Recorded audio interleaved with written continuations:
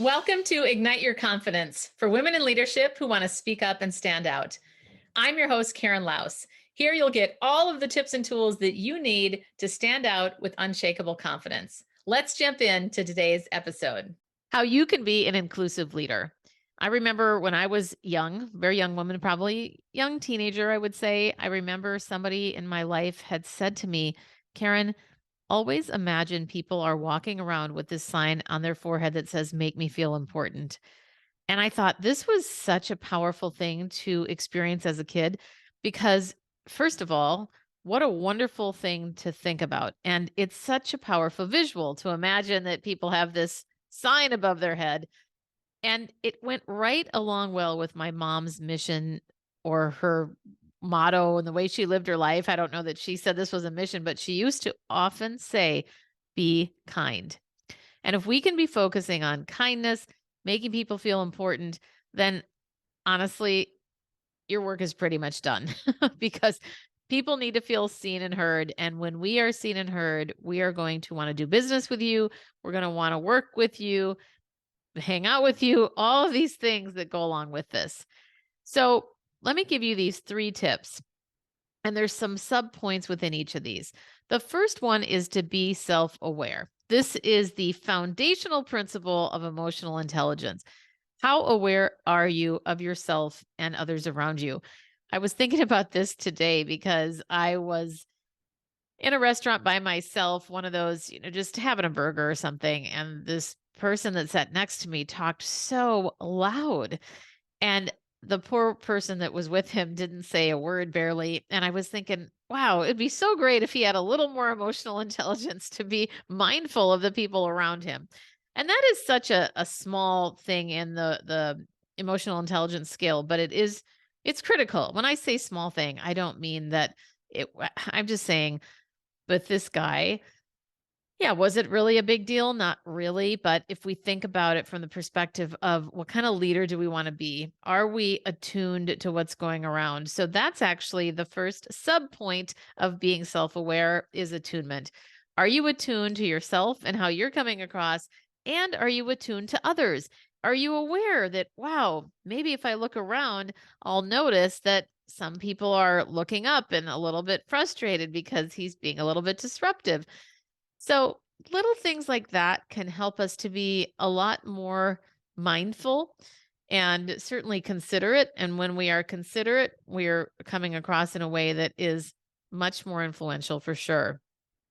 And the second sub bullet of be self aware is a note, or rather a concept called intention versus impact. Many of us have heard of this, and this happens all the time in life. We intended to communicate something a certain way, but it isn't the impact that it made. So being mindful of the intent that we have, and is that matching with the impact that we're making? And if it isn't, then find out how you can do better next time. A big piece of this is asking for feedback. How did you come across? What feedback do you have for me? Lots of different ways that we can learn more objectively about how we're coming across to others and if what we intended is actually how it came across. This has happened so many times with me in business and also in my personal relationships. And I'm guessing it's happened to you too. And this happens so much where we think we're so clear and then we end up not being as clear as meant to be. And this is also so interesting. It's how we mean to come across and how we often, well, sometimes it just doesn't happen. And it's okay. We also have to have grace for ourselves. But being self-aware is the absolute gold. If you can be self-aware and notice how your actions are affecting others, that is absolute gold and it's going to help you be an incredible leader. The next component of being an inclusive leader is to show care. Number 1 within this sub bullet of show care is seek first to understand. I can remember reading Stephen Covey's book way back when, and one of his 7 habits of highly effective people is to seek first to understand. And we really need to emphasize first, seek first to understand. Too often, and I understand that we all want to be understood. It's a lot of understoods. We all want to be understood. So it's our natural tendency to want to talk. and share our perspective or our side if there's a conflict. But I want to encourage you to remember to seek first to understand. And simply how you can do that is by asking questions and listening. You want to get the other person's perspective. I also can think of many times where I have jumped to conclusions. And this, by the way, is so much what our brain does, jump to conclusions and then find out later, oh, like I might be frustrated with somebody and think, why didn't they ever get back to me? I had such a clear email, or it was so great. I would have thought they would have wanted to respond. And then I find out later they never got the email. It went into their spam folder or something like that. Remember that a lot of times it isn't what you think. And by asking questions and seeking first to understand, you're going to have a much clearer picture of what's going on. The other thing under show care is to show empathy. It's so important to do this. We need to get in the well with people. People don't want to be given unsolicited advice. All people generally need is connection. Most people know what they need to do. And if they want advice, they'll ask you for it. And if you really want to give advice, then ask permission. Ask if they want your advice because they may not. And you're going to have a much better relationship if you start with something like, wow, that sounds really hard, or that sounds really frustrating. I'm sorry that happened to you. Something like that, that gives more of an empathetic response rather than jumping in with advice. And the last thing you want to say when somebody is having a challenging situation is to say, well, at least you had this, or at least you had that. This is not a time to be saying, at least this. Nobody wants to hear that when they're frustrated, but people want to feel connected. And the way we feel connected to is by showing empathy and understanding. The next sub bullet under show care is to ask questions. Ask probing questions, things like, help me understand or tell me more. Even though I know that's not technically a question, it's a way to probe to get more information. Or what landed for you in what I just said? What resonated with you? Help me understand is probably one of my favorites. Or let's say things didn't go well and you could say, help me understand where I wasn't clear, and take the ownership. You're going to have a much better relationship if you do, even if it's not your fault, at least starting with the possibility that it might be, or the possibility that there is another side to things. That's going to help you so much because I think it was Dr. Phil, or I can't remember who said it, but somebody said, do you want to be right or do you want the relationship? Dr. Henry Cloud also has said that. But that's a really good thing to keep in mind. What do you want? Because at the end of the day, it doesn't really matter. And yeah, best to just think what is going to be best for the relationship. And I'm also not saying to roll over like a doormat. I'm simply suggesting when things are unclear or fuzzy, you don't have to be the one going to the grave with, well, you said this. And I also tell you this from somebody who is, if you're familiar with Enneagram 1, it's all about preciseness and making sure that things are all lined up. So sometimes it's hard for me to accept imperfection in myself. A lot of the time it's hard for me. And I've worked very hard on getting better at that and releasing some of those challenging, judgy things that we do with ourselves. So sometimes I project that onto other people, and I don't want to do that. But asking questions can help you. The fourth component under show care is to pause, listen, and be slow to respond. And what I mean by this is literally pause, giving silence for the person to talk.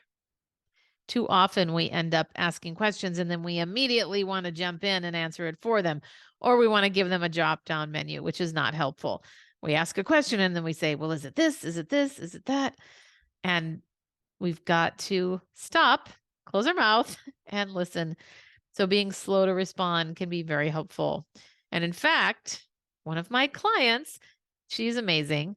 She said she would respond too quickly in meetings. She called it reacting, which I think is a good, important thing to keep in mind. Are you responding or are you reacting? So I suggested a mantra for her that she uses, and it's called stop, pause, breathe. She does that right before she wants to jump in and respond or jump in at a meeting. She says, stop, pause, breathe. And then after she does those three things, that's when she determines if it is appropriate for her to keep speaking. All right. The wait, did I tell you all of these? Okay. Yes, I'm almost done. Be self aware is number one. Number two is show care. And then number three is to be curious. One of the best things that I read somewhere years ago was to entertain all new ideas for 5 minutes. This is particularly significant if you manage a team of people. It is so easy as the boss to dismiss ideas or discount them because we've tried them before, or we may have more experience than the other person. So we think, oh, that's not going to work. And it's so easy to dismiss. We have to change our mindset on this and entertain all new ideas for 5 minutes. Imagine what would happen if somebody came up and said, I have this idea. And you say, okay, great. Let's brainstorm about it. Tell me more. And you could even use this as a wonderful thing within your teams to say, okay, let's put on the timer 5 minutes. That can help significantly. Imagine how great everybody would feel. And then the second component under Be Curious is to adopt a yes and mindset, which comes from improv. I love this. The main component of improv, or the main rule of improv, is to say yes. So often, what happens, as you've all heard, people go, yes, but, yes, that's a great idea, but, blah, blah, blah, blah, blah. And the but negates everything that was said before that. If instead we adopt this mindset of yes, and what that does is it helps build on ideas. This does not mean that you use yes, and as a way to say things with really wanting to say but. I've seen this done. I've seen it abused in corporate environments where people are thinking they're all savvy. Somebody in a meeting says something, has an idea, and the other person goes, yes, and and all of a sudden it sounds like a big old but. So this is not about the words necessarily. This is about a mindset. It doesn't mean that you have to say yes, and it means, oh, yes, you're acknowledging the idea. Tell me more. Yes, and we could also do this. That's the concept of yes, and it's an acknowledgement. It is about building on ideas rather than shutting them down. So that is where I would suggest you think about what will work best in your teams to be a more inclusive leader. And one bonus example that I want to share with you made me think a lot, because when I teach people on presenting at meetings and that kind of thing, a lot of those meetings are in conference rooms. And what I have noticed, which is the first way to dismiss or have somebody feel dismissed, is let's say you're sitting in a conference room and most of the people are on your right. Let's say you're on one side of it, maybe not not on the end of the table, but you're on a side of the table that is toward the end, and most of the people are on your right. Let's just envision that scenario. And you've got one person sitting right next to you on the left. Most of our attention, because the majority of the people in the room are going to be in the actual room to your right, you're looking at them. It takes a lot of practice and intention to turn once in a while to the person on your left to include them. This is something I have noticed is an absolutely phenomenal thing when it's done well. And you've got to be intentional. If the better idea is to position yourself in a conference room where you're not seated with one person on the end next to you. But I know that isn't always something that is in our control. Basically, the key is to remember to include everybody as possible in your conversations and in your meetings. The last thing I want to share is a story about my mom. This was when I went to a church event that she was part of years back, and we walked into the hall, and there were tables of 8 people.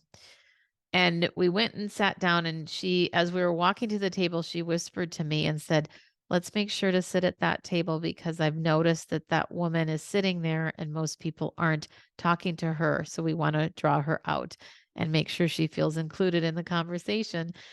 And it warmed my heart that my mom is so attuned, or was. She has passed away now, but she was so attuned to other people and caring and drawing them out, asking questions, showing that she cared deeply about them, even if she just met them. I was always impressed by that and learned a lot from her as a kid. All right, folks, let's review these again. How to be an inclusive leader. Number 1, show care. Number 2, no. Scratch that. Redo. Number 1, be self-aware. Number 2, show care. Number 3, be curious. And I would love to hear from you what you thought about these tips. I would also love it if you would like to talk to me more about potentially bringing me in as a speaker to your corporation or to your next event. And I am on a mission to eradicate self doubt in 10 million women in the next 10 years. And it's a whole social initiative called 10 and 10. And I would love to talk with you if you think that there's somebody at your company that would be interested in elevating and empowering women and aligning with me on the mission by being an ambassador. Have a wonderful day. And that's a wrap of another episode of Ignite Your Confidence. I'm your host, Karen Laus. Thank you so much for listening. If you loved today's episode, please subscribe and leave a review. It helps other people find the podcast faster, and it certainly helps me. If you're interested in more tips and tools around confidence, please join me over in my Facebook group called Ignite Your Confidence with Karen Laus. Remember, you too can stand out with unshakable confidence.